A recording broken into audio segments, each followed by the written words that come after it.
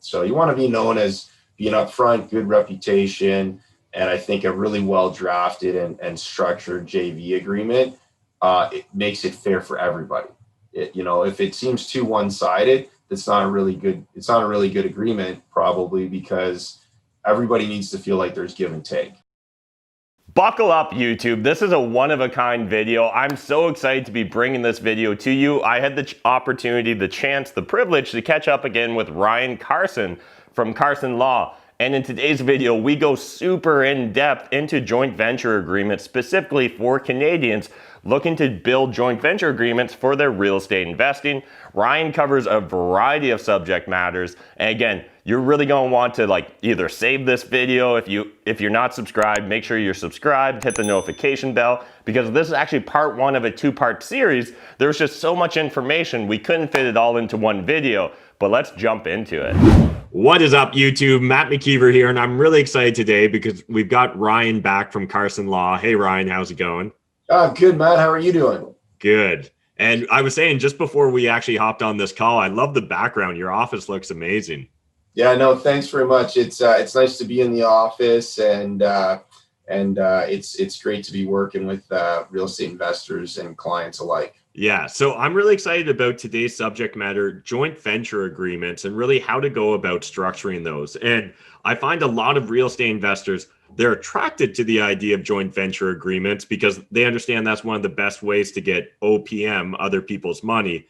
But often, if they've never seen a joint venture agreement before, if they've never really sat down and talked with someone, I find they really lack a sense of proportions and just kind of understanding in regards to what can actually be done. Because I think a lot of investors that are new, they think there's a one-size-fits-all solution. So I'd love to just kind of talk through things. Maybe if you could share a couple of the common structures you see or some of the questions that you help your clients navigate in order to decide, how do I set up a joint venture agreement? What does that look like?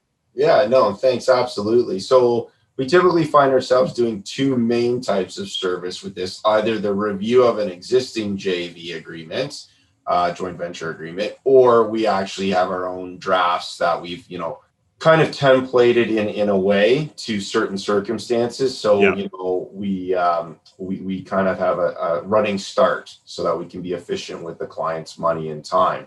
That being said, pretty much every JV agreement has to have a certain set of terms and parameters. I mean, there's going to be one-off terms and parameters that might be unique to the particular parties or situations or both. But overall, the structure of a JV, it's got to have the parties. So we need to know who's all involved in this. Yeah. What they call them JV1 and JV2, or the sweat equity partner and the money partner. Typically, those are the terms in the lingo we're hearing, from clients in the industry. So we need to know the parties. We need to know the term. Is it infinite? Is it 1, 2, 3 years? 6 months? What's the term of the contract, right? We want to obviously know the roles and responsibilities of each party so that everybody has a good understanding and expectation of, okay, this person's going to do this, I've got to do that.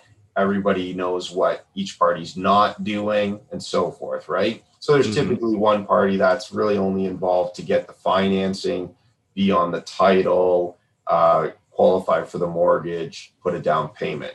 And then the other party or groups typically do all the property management. If it's a BRRRR, they're dealing with the contractors and the trades and the renovation and the sweat equity of the transaction and process, right? Dealing with the maybe RTO situation because it's going to be a tenant buyer down the road, etc. Right?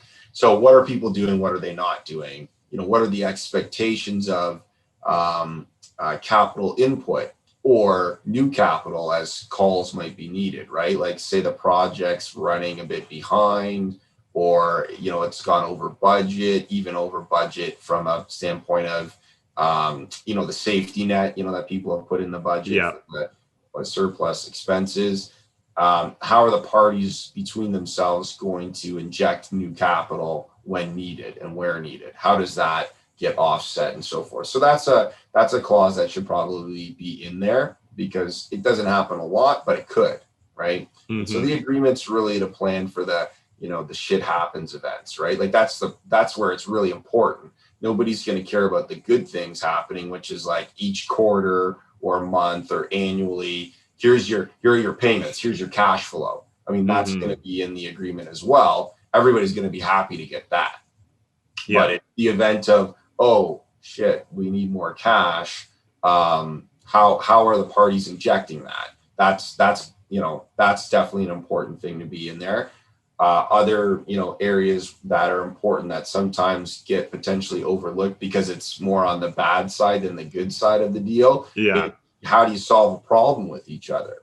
If you get a stalemate or one of the partners is very angry with the other one, maybe they feel there's been misleading representations, or somebody's not doing what the agreement says they'll do, or it's not performing with your ROI, or whatever the case is. We need to have provisions to deal with issue. So typically there's like a ADR, alternative dispute resolution, set of provisions, maybe mediation over, like making it mandatory over going to courts. Like that's worst case scenario. Typically, we try to put in wording that's similar to like shotgun clauses, if people have heard of that, with shareholder agreements and partnership buyouts. So a lot of our agreements have that kind of wording as well. So one party can value the transaction, or they have an agreed upon number and they buy it, like the one buys the other one out. So that at the end of the day, you want it to be as clean a break, even if it's, unfortunately the stuff's just all hit the fan, right? Yeah. You want to keep it so that each of you, even though you might not be happy with the way the deal worked out and you might be a bit frustrated in the moment with each other, if you needed to do business again down the road, you could, right? Yeah. Ultimately, that's what you'd like to have happen, because your reputation will be everything as a real estate investor. It's a big pond, but it's not really a big pond. Like, people know each other really quickly and easily. And if you get a bad reputation as being somebody who kind of screws their JV partners, or that's not, you got to really make sure you got a good deal with him because he's a bit greasy, or she, then that's going to start hurting you in the long term, right? So you want to be known as being upfront, good reputation, and I think a really well drafted and structured JV agreement, it makes it fair for everybody. If it seems too one-sided, it's not a really good agreement, probably, because everybody needs to feel like there's give and take, right? If nobody feels like there's give and take, and there's not transparency and equity within the deal, then somebody's going to be pissed off down the road. Absolutely. Yeah, there's a ton of information there. I absolutely love it. So let's maybe unpack a couple pieces. The one item you brought up that I think we should definitely explore a bit more is one of the most common JV structures, right? The active partner, the money partner, or whatever sort of flavoring or titles you might give it. What does that often look like from your perspective? Is that, I guess, like, is there a common structure you see or that you're recommending to clients? And do you mind talking maybe what a active partner needs to kind of look out for versus if it's a money partner that you're representing, kind of what you look out for or what's important? Sure. I'm going to try to address that. So I guess one thing I didn't get to in that last little segment, but you're addressing here, is another key term is, how are the parties holding title versus beneficial ownership? And I think that leads to what you're asking, which is, so typically I'll call it the money partner, the one that's going to be on the mortgage, they in turn, because they're on the mortgage, have to be on the ownership. And typically they'll be the only person on the ownership because they're the only one on the mortgage. Land registry offices in Ontario require the deed and the mortgage to match. So you can't have like a party not on the mortgage be on the deed and vice versa, typically. So one key term in the JV agreement is also going to be a provision that talks about the trust relationship that exists between the parties. So not only is it a legally binding agreement, the joint venture, but it's also got trust declarations in it, which is the money partner is going, or the passive partner typically as well, they call it, is going to be the party that is the registered owner 100% on title and mortgage, but then they typically within the JV agreement, there's wording that says they hold it in trust for the beneficial owners, which would be everybody who's in the JV. So, X percentage to money partner, and then X percentage to the active or sweat equity partner. And so it's typically like a 50-50 or 60-40 or whatever, right? But that provision would be in there. And then so what that looks like for the money partner is, sometimes money partners are kind of like, well, what's my, I'm the one who's taking the risk. I'm on the mortgage now. If this deal flops, and there's no money to pay it, not like they could come after me because I'm not paying the mortgage. What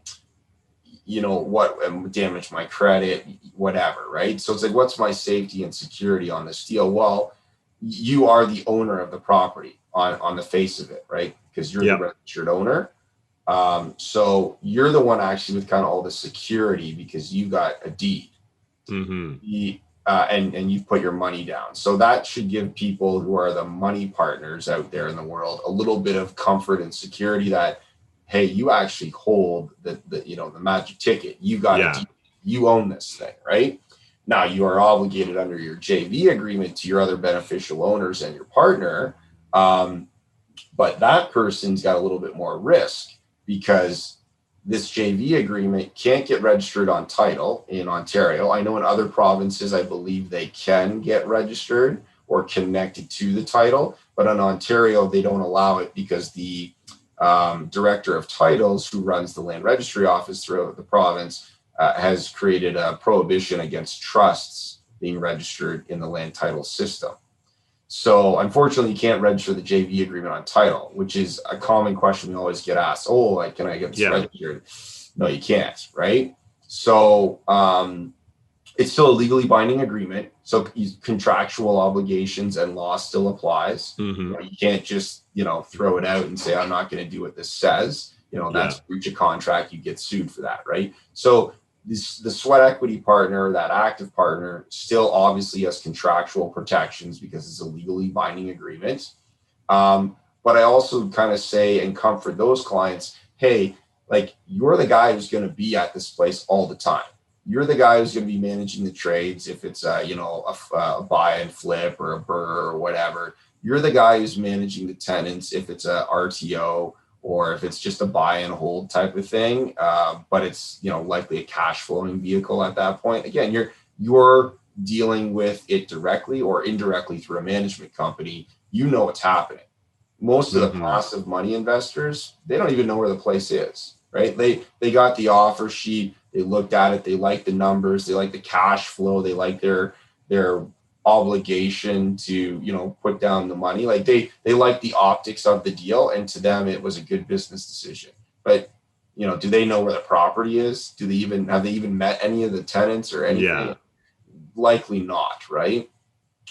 So it's very unlikely that the one party who has the title and the golden ticket is going to be able to swoop around and do something underhanded against the active partner, because the active partner is going to be there on a daily, weekly, monthly basis, keeping tabs on everything, right? So there's a balancing act there. It's the contract that everybody has to abide by and adhere to, but there is this component of registered versus beneficial ownership, and then tied also to that is, just keep in mind, you can't register the JVs on an Ontario property. The land titles won't allow it, right? But I think that's balanced by the fact that the active partners typically always got a keen eye on the property and knows what it's up to, or through the management company knows what it's up to. Yeah, that's really well said. That's by far the best explanation of this entire concept I've ever heard, Ryan. So I really appreciate that. And I know the audience will as well. So if they're starting to look at doing a joint venture agreement, maybe they've been talking to a friend or a family member exploring the idea, at what point in time does it make sense to say, reach out to you, sit down and actually talk to a lawyer? At what stage would you recommend that they loop in their lawyer? Right. and this question gets asked kind of all the time in different areas, you know, whether it's a real estate or a will or a corporate or a business, like we always get asked the question, like, when should I talk to you or bring you in? I always say the earlier, the better. Like, talk to us right away. Because the worst thing I'm going to say to you is, okay, it's a little early. I'm going to put a reminder in my calendar. I'm going to check in and see if I have not heard from you in like a week or 2 weeks or a month or whatever it is.